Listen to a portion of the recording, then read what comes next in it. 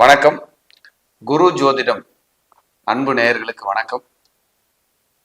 இந்த சேனல் வழியாக உங்களை எல்லாம் சந்திப்பதிலே மட்டற்ற மகிழ்ச்சி. இந்த சேனலுக்காக நீங்கள் கொடுத்து வருகின்ற ஆதரவுக்கு கோடான கோடி நன்றி. தொடர்ந்து இந்த சேனலை பாருங்க, சப்ஸ்கிரைப் பண்ணுங்க, ஆதரவு கொடுங்க. நல்ல நல்ல நிகழ்வுகளை இந்த சேனல் வாயிலாக நீங்கள் இனி தொடர்ந்து பார்க்கலாம். இன்னைக்கு வித்தியாசமா ஜூன் மாத ராசி பலன் 2024 இப்போ பார்க்கிற ராசி கடகம். காலபுருஷ தத்துவத்தில் கடகம் ஒரு அற்புதமான ராசி.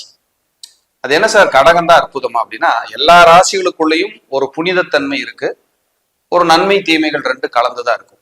இந்த கடகத்துக்குள்ள மட்டும் அப்படின்னா அது ஒரு விபரீத ராஜயோக ராசி. பெரிய பெரிய அரசியல் தலைவர்கள்லாம் கடகலக்கினம் கடகராசியில் இருந்திருக்கிறத நம்ம பார்த்திருக்க முடியுது. அப்போ கடகத்தில் ஒரு கிரகம் இருக்கிறதும் ஒரு புகழை கொடுக்கும் அப்படிங்கிறது ஒரு சூட்சும விதி. மைனஸ்னா கடகத்துல ஒரு கிரகம் இருந்தா விபத்தையும் கொடுக்கும்.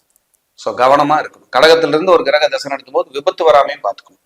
கடகத்திலிருந்து ஒரு கிரக தசை நடத்தும் போது புகழையும் கொடுக்கும். அது என்ன ஆதிபத்தியம்ங்கிறத பார்த்து நம்ம முடிவு பண்ணுவோம் அப்படிங்கிறது ஒரு கணக்கு. இன்னைக்கு நம்ம பார்க்க இருக்கிற தலைப்புல இந்த ஜூன் மாத ராசி பலன்கள்ல கடக ராசிக்கு பிளானட்டரி பொசிஷன் எப்படின்னு பார்த்துருவோம். இந்த மாசம் தொடங்கும் போதே உங்க ராசிநாதன் 9ல் தான் இருக்காரு. சந்திரன்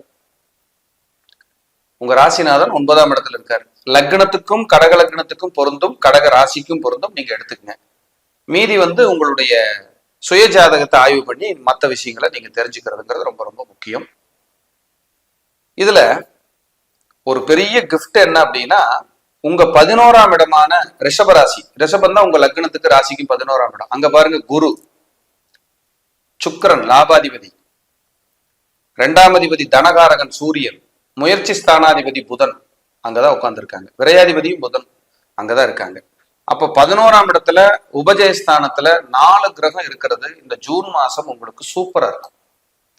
லாபம், முன்னேற்றம், வளர்ச்சி, புகழ், ஆசைகள் நிறைவேறுதல், உங்க மனசுல என்ன நினைக்கிறீங்களோ தத்ரூபமா நடக்கிறது. இதெல்லாம் கடகராசிக்கு பொருந்தும். அது ஏன் விபரீத ராஜயோக ராசின்னு நான் சொன்னேன்னா, 6ஆம் வீட்டுக்கு அதிபதியான அந்த ராசிக்கு 6ஆம் வீட்டுக்கு அதிபதியான குருவோட நட்சத்திரம் புனர்பூசம் இருக்கு. 8ஆம் வீட்டுக்கு அதிபதியான பூச நட்சத்திரம் கடகத்துலதான் இருக்கு. சனி 12ஆம் வீட்டுக்கு அதிபதியான புதனுடைய நட்சத்திரம் ஆயில்யம் அங்க இருக்கு. அப்ப 6, 8, 12 இணைந்த ராசியாக விபரீத ராஜயோக ராசியாக பார்க்கப்படுது. நான் ரொம்ப சோர்ந்து போயிட்டேன், ரொம்ப நெருக்கடியா இருக்கிறேன் அப்படின்னா, உங்க கர்மாவை தீர்த்து தோஷத்தை தீர்த்து நல்லபடியா நகர்றதுக்கு இந்த கடகராசிக்கான நண்டாங்கோயில்னு சொல்லுவோம். திருவிடைமருதூர் பக்கத்துல ஒரு 7 கிலோமீட்டர் இருக்கு. கடகராசிக்கான பரிகார சேத்திரம் நண்டாங்கோயில்னு சொல்லுவோம். கற்கடகேஸ்வரர் அங்க ஒரு முறையேனும் போயிட்டு வந்தா, 12 ராசிக்காரங்க யார் வேணாலும் போகலாம். குறிப்பா கடகத்துக்காரங்க போயிட்டு வந்தா ரொம்ப வளர்ச்சி முன்னேற்றம் உண்டு. வாய்ப்பு இருந்தா கடகராசி உங்க ஜென்ம நட்சத்திரத்தன்னைக்கு நீங்க போயிட்டு வாங்க, நல்லா இருக்கும். இது கடக லக்னத்துக்கும் பொருந்துங்கிறத மறுபடியும் சொல்லிடுறேன். உங்க 2ஆம் அதிபதி 11ல், லாபம் தனம் சூப்பர். இது ஜூன் 15 வரைக்கும் இருக்கும். அப்ப விரயத்துக்கு வந்துருவார் சூரியன். அப்ப கொஞ்சம் பொருளாதார நஷ்டங்கள், சேதாரங்கள், மருத்துவ செலவுகள்லாம் வரும். அதை ஏதாவது சுப விரயமா மாத்திக்கிறதுக்கு முயற்சி பண்ணுங்க. 3ஆம் அதிபதி முயற்சிக்கான புதன் லாபத்துல. நீங்க எடுக்கிற எல்லா முயற்சிக்கும் ஒரு பலன் கிடைக்கும், லாபம் கிடைக்கும். ஆனா அது பாதகஸ்தானங்கிறதுனால ஒரு போராட்டம், ஒரு நெருக்கடிக்கு அப்புறம் வளர்ச்சி, புகழ். விரையாதிபதி 11ல் இருக்கிறதுனால உங்களை விட்டு ஒரு நண்பர்கள் பிரிவாங்க, முக்கிய நண்பர்களை விட்டு வெளியேறுவீங்க. புதிய நண்பர்களுடைய உறவுகள் உங்களுக்கு கிடைக்கும். கடகமே 4வது ஒரு உறவுகளை இணைக்கிற பாலம் கடகம். யாராவது பேச்சுவார்த்தை, மாமா பேசிக்கல, சித்தப்பா பேசிக்கல, மறுபடியும் ஒரு பேச்சுவார்த்தைக்காக போறோம்னா அந்த கடகராசிக்காரங்களை கூட்டு போனீங்கன்னா உறவுகளை இணைக்கிற பாலம் தான் கடகம். போயிட்டு வரும்போது யோகத்தை கொடுக்கும். பாசத்துக்கு அடிமை, அம்மா பாசம், அம்மா தான் உலகம் இவங்களுக்கு. அம்மாவுக்கும் கடகராசிக்காரங்களை கண்டா விட மாட்டாங்க, ரொம்ப பற்றோடு இருப்பாங்க. கடகராசிக்காரங்க வீட்டுல அம்மா வழியில பாருங்க 2 கல்யாணம் பண்ணவங்க இருப்பாங்க, திருமண வாழ்க்கை சரியில்லாதவங்க இருப்பாங்க, குழந்தை பேர் விஷயத்துல நெருக்கடியானவங்க இருப்பாங்க. இதெல்லாம் கடகராசியில இருக்கிறவங்களுக்கு தெரியும். அதுக்கப்புறம் உங்க 4ஆம் அதிபதி 11ல். இப்ப வீடு, வாகனம், வீடு, இடம், நிலம், இது மாதிரியான விஷயங்கள்ல இப்ப புதுப்பிக்கிறதுக்கு சரி பண்ணிக்கிறதுக்கான ஒரு விஷயம். இதுல பெஸ்ட் பக்கா ஜூன் மாசம் அப்படின்னா செவ்வாய் திக்பலம். தொழிலதிபர்கள், தொழில் செய்யறவங்க, வேலைக்கு போறவங்க, ப்ரமோஷன், முன்னேற்றம், வளர்ச்சி, புகழுக்காக இயங்கிட்டு இருக்கிறவங்களுக்கு பிரமாதமான காலம். ரொம்ப நல்லா இருக்கும். முயற்சி பண்ணுங்க, சூப்பரா இருக்கும். ஒரு கவலைப்பட தேவையில்லை. 6ஆம் அதிபதி 11ல் வேலைக்கு போற, அடிமை வேலையில இருக்கிறவனா உங்களுக்கு பெரிய அளவுல உங்களுக்கு புகழ் கிடைக்க போகுதுன்னு அர்த்தம். கடகராசி அன்பர்களுக்கு. என்ன ஒன்னே ஒண்ணு மைனஸ், 8ல சனி, அஷ்டம சனி. அதுக்காக எல்லா இன்னல்களும் பட்டாச்சு. இனி புதுசா ஒன்றும் நீங்க பட வேண்டியதில்லை. உடல் பிரச்சனை, பண பிரச்சனை, அவமானம், நெருக்கடி, மன நிம்மதியின்மை, உங்களை உணர்கின்ற காலத்தை கடகராசி என்பவர்களுக்கு இறைவன் இப்பொழுது கொடுத்திருக்கிறான். உறவுகள்னா யாரு, நண்பர்கள்னா யாரு, நீங்கன்னா யாருன்னு உங்களுக்கே இப்பதான் தெரிஞ்சிருக்கும். அதுக்கான காலம்தான். அப்ப யாருக்கெல்லாம் அஷ்டமச்சனி 7.5 சனி வருதோ சிகப்பு கம்பளம் போட்டு வரவேற்கணும். எதுக்கு?